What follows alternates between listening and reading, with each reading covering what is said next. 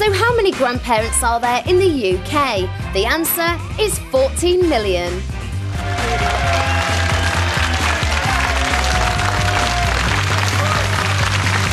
Thank you very much. You're watching The Right Stuff. We're live on 5 with Lisa Maffia, Dave Gorman and Gail Porter, who was tweeting again in the break. Get a life, girl. Still to come, do kids who grow up in the country end up less streetwise than like their urban brothers and sisters, innit? What do you reckon? 037 173 5555. That's the number.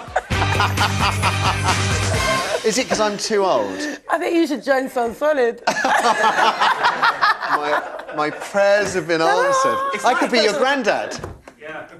Okay, maybe not. You look horrified. It's like you've become a spitting image puppet of yourself this morning. Leave me alone! Now, talking about grandparents, we've already started this argument with the people in the gallery, the people in our audience. Now we're going to do it with you. Should Gran and Grandpa have an automatic right to see your children? Yes, says the government. We plan to give grandparents just such an automatic right to contact.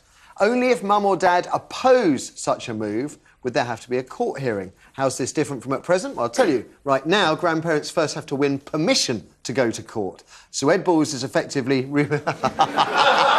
It was that big! So Ed Balls is effectively removing one obstacle to contact. Hooray! Because around 1 million kids lose contact with their grandparents after mum and dad split up following a family feud. And an Israeli study, recent one last year, found that these children suffer as a result. They can lack social skills and have more behavioural problems, particularly if they come from a single-parent family than those who do have contact with Gran and Grandad. But I can also think of lots of people who won't want contact with Gramps or Nanny because they interfere, because they're drunk, because they're mean-spirited, because, if we're absolutely honest, not every Gran is a warm, lovable little old lady. Shouldn't every parent have the right to decide who sees their kids, regardless of whether they're kith or kin, or a friend or a neighbour? Or do you believe that grandparents are a special case? Gail. Gil. Oh, do you know what? I went to see my nan. My nan's 92, and I went to see her, and she said, "Oh, you're looking lovely." And she went, "I'm blind now." Now. I was like, "Oh, bless you." No, but I'm very lucky. I've got a lovely nan. I haven't got my grandmother, my other grandmother anymore. I haven't got my grandfather. So I've got one from each side. I've got a grandfather and a and they're fantastic and lovely. And I find it quite. It's a horrible thing to say, you know, if you don't have contact with your grandparents, it's going to affect you. Yes. You know, my mum's dead, so my daughter has not got a grandmother, but yet she's got her grandmother on the other side, and she sees her a lot, and it's great. If you've got lovely grandparents, it's great. But like you say, when you say... is it essential? It's not essential, no, I don't think it's essential. It's not essential to stay married. It's not essential to do anything. You do whatever is right for your child. If, like you say, you've got a drunk or violent or anything like that grandparent, of course, you've got the right to say, well, I'm sorry. What if you just don't like them? Not everybody has a great relationship with their parents. No. OK? So I'm even aware of sisters where one sister loves mum and dad, the other one doesn't. The other one doesn't want mum and dad interfering with her kids. Why? I don't understand why grandparents should have any legal right to contact with grandchildren at all. It's a really difficult one, isn't it? Because For me, I'm single parent. I've got great mum, thank God for my mum. You know, one thing they're going to have to remember out there, grandparents are great for babysitting.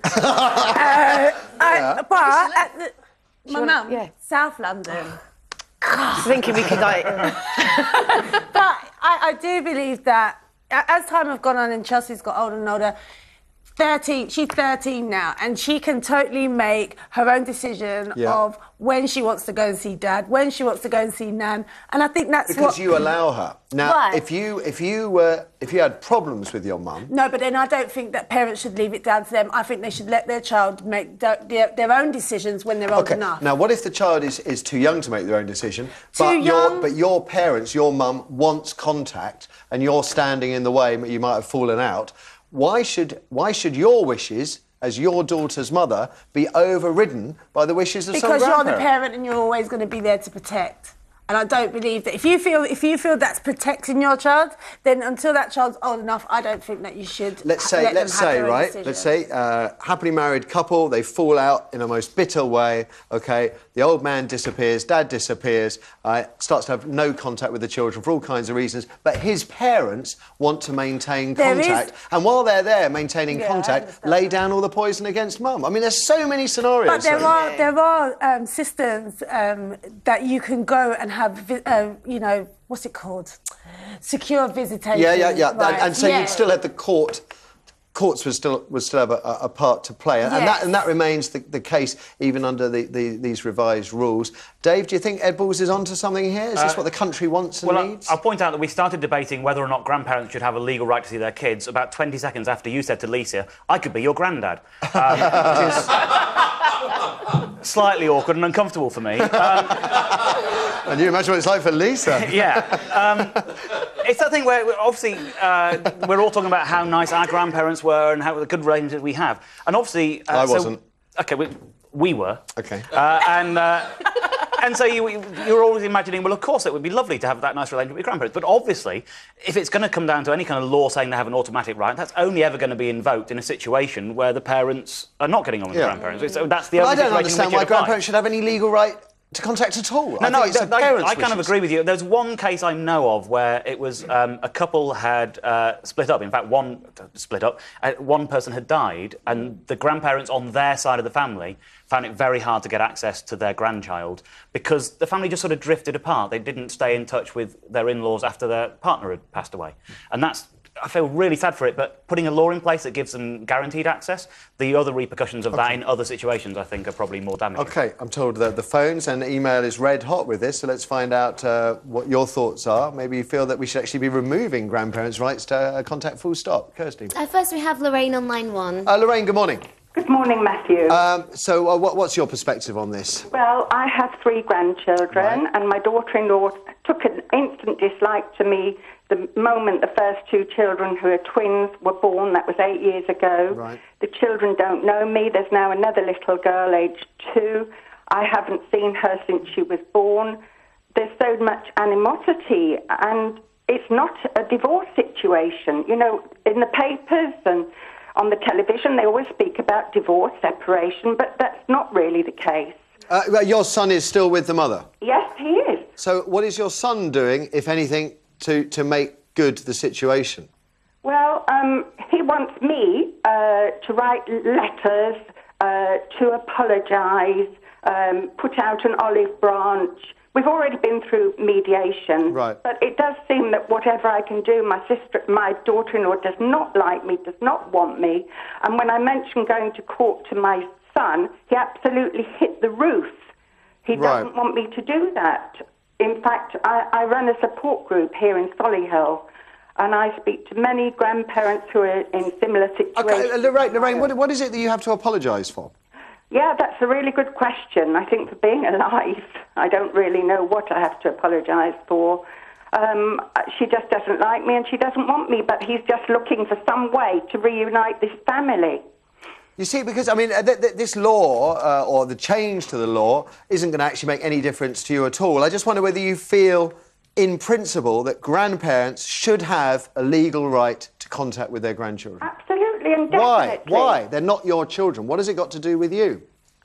Well, I always learnt respect when I was a youngster. Mm-hmm. I adored my grandparents. I think grandparents have a lot to offer. Why bring up a child with only half a family?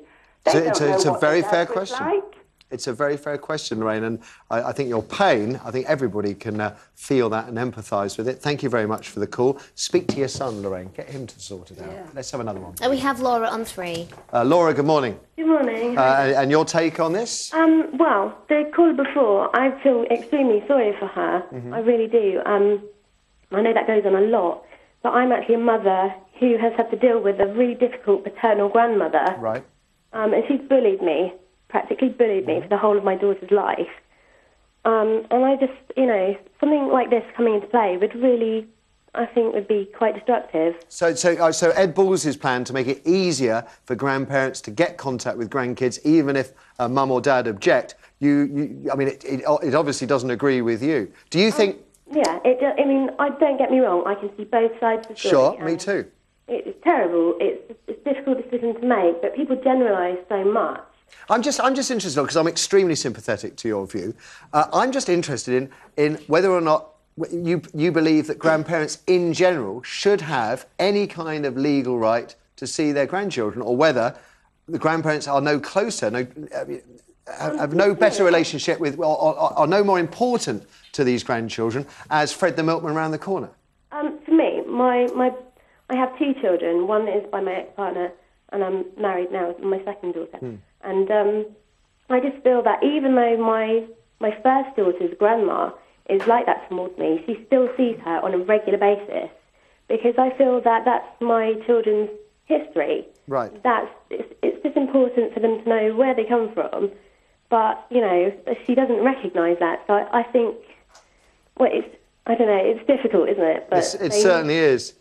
You can choose your friends, you can't choose your family. Thank you, Laura. We'll leave that one there, because I want to move on and see what we make of our last talking point, kind of inspired by Lisa. And that is, do all children need a taste of city life to ensure they grow up like streetwise? Because